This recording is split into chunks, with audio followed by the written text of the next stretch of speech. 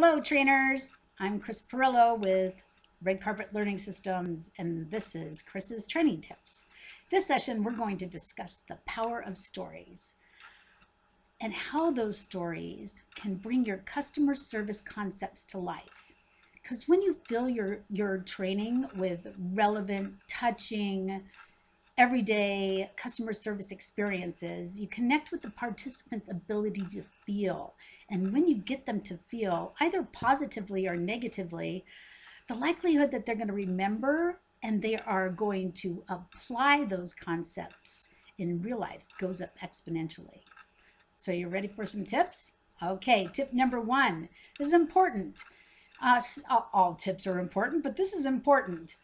Start a story collection. Have a variety of stories in your back pocket ready to pull out because you never know what your participants' experience is.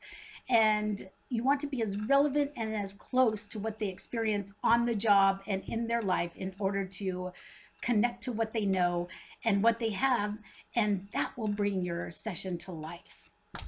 So tip number two, and I love this tip because you don't have to be the only one with stories. Your participants, ask them for their stories, but give them time to think about their experience, give them time to write it down, and then ask for volunteers. Adults have a lot of familiarity, a lot of experience around the customer service realm, and they like to share their own personal experiences, and it helps keep them engaged. And it provides them with the motivation to connect with the content and put it to work.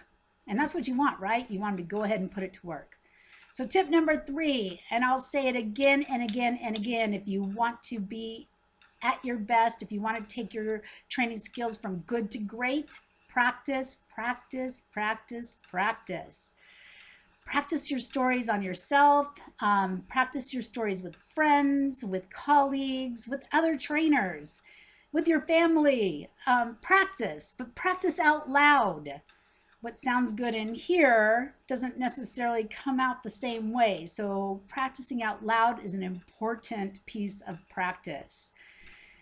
At the end of these tips, at the end of the printed out tips, you will find other guidelines for storytelling that'll help you put together a good story and reasons why to do it.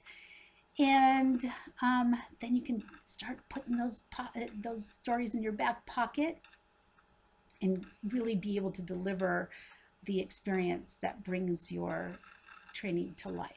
Now go break a leg.